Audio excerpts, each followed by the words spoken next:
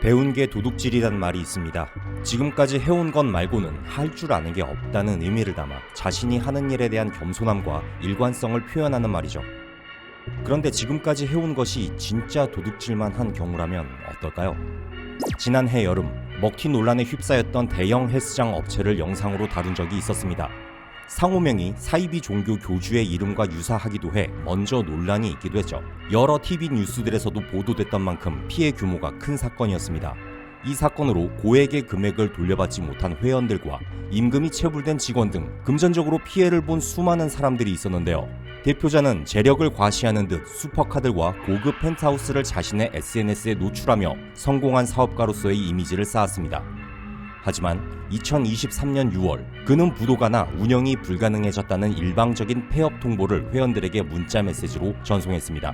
폐업 직전까지 파격적인 할인을 내세우며 적극적인 회원 유치를 했다는 사실로 미뤄보아 다분히 고의적 그리고 계획적인 먹튀였다는 것이 피해자들의 분노 섞인 의견이었습니다. 자, 그로부터 1년이 지났습니다. 그런 사건이 있었는지조차 망각한 사람들이 대부분일 텐데요. 폐업을 하고 호련히 자취를 감추었던 당시 대표자는 지금 뭘 하고 있을까요? 수많은 피해자들에게 변제는 제대로 했을까요? 아니, 그런 생각이 있기는 한 것일까요? 그의 1년간의 행적을 바디알케미에서 추적해보았습니다. 뜬금없이 문자가 왔었어요. 이 제보자는 폐업이 되기 전 에서 트레이너로 근무한 직원이었습니다. 폐업이 된 이후 받지 못한 임금 때문에 긴 법적 절차를 밟아오던 중이었는데요. 올해 초 힘겹게 사업을 이어오다 어쩔 수 없이 부도를 냈고 변제를 위해 노력 중이라는 내용의 문자를 전 대표자에게 받았다고 합니다. 중고 명품들을 내다 파는 등 마치 내가 이렇게 돈을 갚기 위해 힘쓰고 있다는 것을 문자 메시지에서 보이려는 듯 했는데요. 그는 왜 갑자기 이런 문자를 보낸 걸까요? 그리고 문자의 내용대로 그는 정말 변제를 위해 노력을 할 만한 사람일까요? 제보자의 의견은 달랐습니다. 술 맨날 먹어요. 술이랑 여자 진짜 좋아하거든요. 간부를 데리고 클럽 가서 술 마시고 놀다가 뭐 쟤 꼬셔와라, 저 여자 꼬셔와라 뭐 그런 일들 비일비재 했어요. 정상적인 대표자라면 뭐 직원들 앞에서 그런 말 안 하잖아요. 제 직장의 대표고 또 뭐 재력이 되는 것처럼 보이니까 그러려니 하고 넘어갔던 것 같아요. 뭐 제가 병신이었죠? 한동안은 안 보였었는데 지금은 이 동네 자주 나타나더라고요. 직원들 데리고 뭐 회식할 때 뭐 이 동네가 그래도 나름 번화가니까 술 마시는 거 종종 보이더라고요. 직원들을 데리고 온다고? 무슨 직원이요? 지금도 센터 하고 있어요. 아니, 사업자를 못 낼 거 아니에요, 부도를 내서. 지금 뭐 당연히로 깔린 헬스장들이 몇 개 있어요. 내용은 이렇습니다. 작년 6월 폐업을 하고 호련히 자취를 감추었던 당시 대표자는 새로운 투자자를 찾기 시작했습니다. 놀랍게도 그는 한 달 만에 새로운 투자자를 확보해 또 다른 헬스장 오픈 준비에 돌입했다고 하네요. 그의 신들린 듯한 화술에 투자자들이 또 다시 하나둘 모였고 현재 그를 통해 오픈된 헬스장들은 파주와 김포 등지에 있습니다. 투자금이 모두 회수된 시점부터 발생된 이익을 자신과 5대5로 나눠 갖는 것이 투자자들에게 제시한 조건이었다는데요. 자신은 28개까지 지점을 늘려본 만큼 업계에 대한 노하우가 있으며 전문 인력들로 즉시 편성할 수 있다고 투자자들에게 매혹적인 제안을 했다고 하네요. 실제로 그는 예전 출신 직원들 중 일부를 다시 모이게 했고 그 인력들 위주로 오픈된 헬스장들을 채운 상태입니다. 임금을 체불했던 대표자였는데 다시 그를 찾는다는 것이 가능할까 싶었지만 내용은 이러했습니다. 말을 정말 잘해요. 능력치가 있다면 딱 하나예요. 발빨. 솔직히 뭐 그거 말고는 뭐 없어요. 신뢰를 할 만한 사람도 아니고 운영을 잘하는 것도 아니고 혹시 뭐 일확천금을 벌 수 있게 해준다든지 사람 심리를 정말 교묘하게 파고들어요. 직원들 다시 모은 것도 너 이러이러한 사정들이 있어서 돈도 필요하지 않냐. 이러면 나한테 못 받은 돈들 월급에 같이 뭐 묶어서 가져가게 해주겠다고. 대신에 돈 들어가면 나한테 얼마 보내라. 이런 식이에요. 이 사람들도 웃긴 게 못 받은 급여랑 직원들이 이거 뭐 받기는 해야 되는데 법적으로 해봤자 힘만 들고 보장도 안 되니까 차라리 이게 낫겠다. 법적으로 왜 보장이 안 돼요? 사기 성립이 안 됐어요. 다 인수를 했거든요.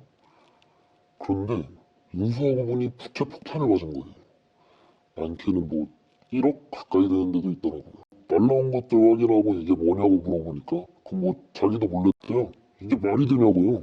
누가 봐도 이건 계획하고 먹튀한 게 맞는데 사기 성립이 안 되게끔 법적으로 치밀하게 다 준비해놓고 한 거예요. 법적인 책임에서 벗어나 이렇게 새로 차려진 헬스장들은 운영이 제대로 되고 있을까요?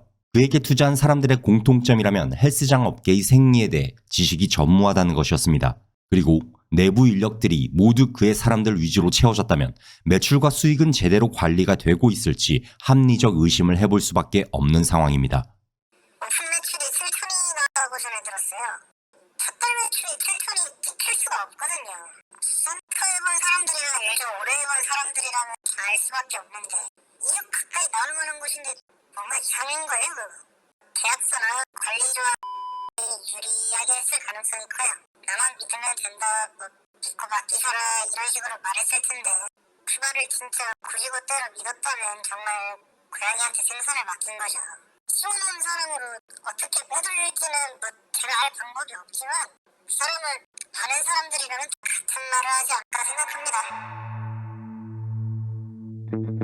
헬스장 운영과 업계 생리에 대해 전혀 몰라도 나만 믿고 투자하면 운영에 크게 신경 쓰지 않아도 수익이 보장된다는 말에 부도인지 먹튀일지도 모를 전적을 가진 이에게 덥석 거금을 유통한다는 것부터가 이미 큰 오류가 아닐까요? 여기서 확실히 하고 싶은 점이라면 만약 투자에 대한 회수가 제대로 이루어지지 않고 극단적으로 또 다른 먹튀가 이어진다 가정했을 때 투자자의 피해로만 끝날 일은 아니라는 것입니다. 이러한 사례들이 늘어날수록 모방 사례들이 늘어날 것이기 때문이죠. 범죄 경제학에서는 모방 범죄를 가장 경계해야 하는 이유로서 범행 목표 달성의 가능성이 높아지는 경향을 꼽습니다. 즉, 모방을 통해 범행을 더욱 치밀하게 구상, 보완할 수 있고 이렇게 피해가 재발되면 그 규모는 훨씬 커질 수 있다는 것입니다. 지난 6개월간 각종 뉴스에서 확인된 헬스장 먹튀, 필라테스 먹튀 사건들의 기사만 해도 상당합니다. 더욱 치밀해지고 더욱 규모가 늘어나지만 피해 보상에 대한 개선은 20년 전과 달라진 것이 하나도 없죠. 이렇게 부정하는 방법으로 돈을 버는 사람들이 늘어나서는 안 됩니다. 이렇게만 돈을 벌려고 하는 사람들도 있어서는 안 될 것이고요. 생활체육 참여율을 70%까지 상향시키겠다는 국가정책이 최근 발표됐습니다. 목표까지 4년여의 시간이 남았는데요.